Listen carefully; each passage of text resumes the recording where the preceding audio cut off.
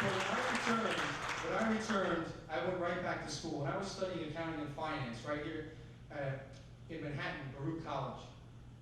And again, coming from a humble financial background and that work ethic that was instilled by mom and dad, I had to go to work. And I fortunately pulled the graveyard shift as a clerk with the FBI. And I worked midnight to 8 in the morning and went to school from 9 to 4, studying accounting. And I did this for a short period of time until they recognized my leadership skills. And off I went to my first federal academy in Glencoe, Georgia. And I became a federal police officer, and I was sworn in. I took the oath for a second time as a U.S. Deputy Marshal. I came back, and I proudly served as a federal police officer, and so I was recruited to go to Wall Street. I was still studying for my accounting degree, and I started at the lowest rung and worked my way up. I went to Wall Street as a research analyst, and in short order, they recognized that I was a go-getter, that I didn't sit on the sidelines. I didn't wait to be told what to do. I took the lead. I studied, I trained, I took the exams, and I was licensed to trade stock. But after a couple of years, and go figure, just as I started to figure it out and make some money, the FBI called me up. You still interested in a career with the FBI? Because we have an appointment for you as a special agent. I have to tell you, it was the second biggest honor of my life. And of course, I jumped at the opportunity. And I was sent back to the New York office, which believe it or not is considered a hardship office because it's so expensive. I know you can't believe that, but it's true. And I get sent back to New York. My first squad was the Gambino squad, the illustrious Gambino squad. And I have to tell you, I worked with some of the finest men and women that this country has to offer.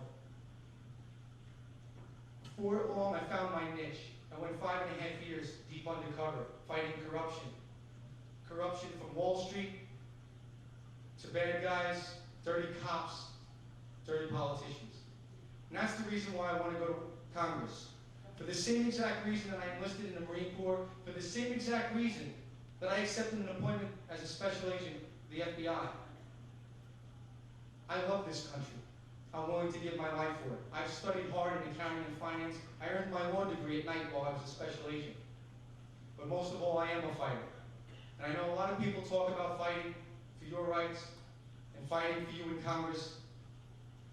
But let me tell you something. I have the experience, the hands-on training over 21 years. And it's not just in government. Because when I left the FBI in 2006, I started my own business from the ground up. I took a mortgage out of my home right here in Heartland Village to start that business. And it was the work ethic and the respect for getting the job done that got me through.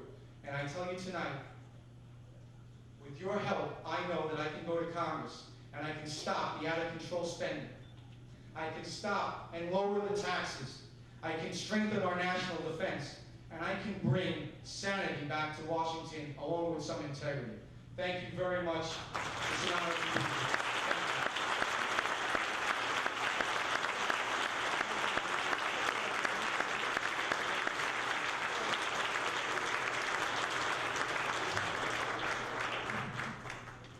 For those of you that don't believe me, I really do sit there and write a lot in red. For you, that means you get to answer a question. Michael, you talk a lot about something which I raised my hand and promised to live by, still do, the article, ethics. We need ethics reform in Washington, D.C. Policy reform is not the only thing we need. We have to change that culture of institutional lack of ethics and corruption on both sides of the aisle.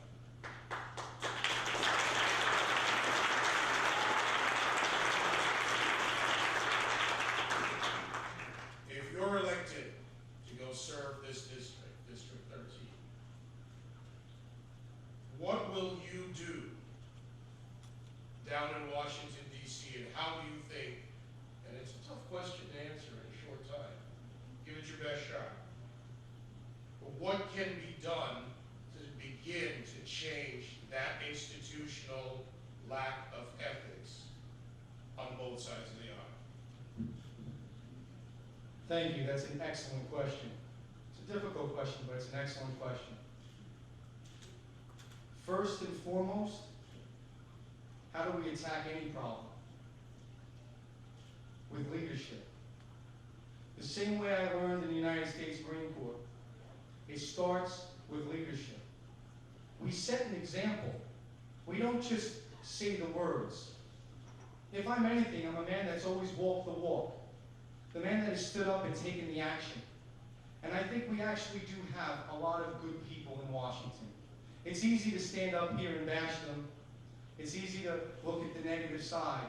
But there are a lot of good, hard-working Americans in Washington. What we need is true leadership. We need to band together. I'm very proud of the fact that there are 29 combat veterans running for Congress across this country throughout the entire nation. 29. We just heard from our future Senator Bernstein. He's one of them. Him and I have spoken with other combat veterans. One of the things, to just directly answer the question, is to take these like-minded conservative individuals and band together and form our own caucus. We start by leading by example. We take our fellow conservatives and we set the example by walking the walk, because the problem often is, among politicians, they're all willing to talk the talk, but when the tough decisions come, they're hidden and they're silent. Unfortunately, right now, here in 13, we have a congressman like that. We have a congressman that today should be standing up against our president and telling him that we need that $53 million for our homeland security here in New York. But he's not doing that. He's not doing that. Let me ask you a question. What is Congressman McMahon doing tonight? Because he's not standing up against our president. Let me tell you what he's doing. He's hosting a fundraiser for Nancy Pelosi and President Obama in Manhattan tonight. That's what he's doing. Ladies and gentlemen, that's not leadership, and it certainly isn't what we need here in New York's 13th Congressional District.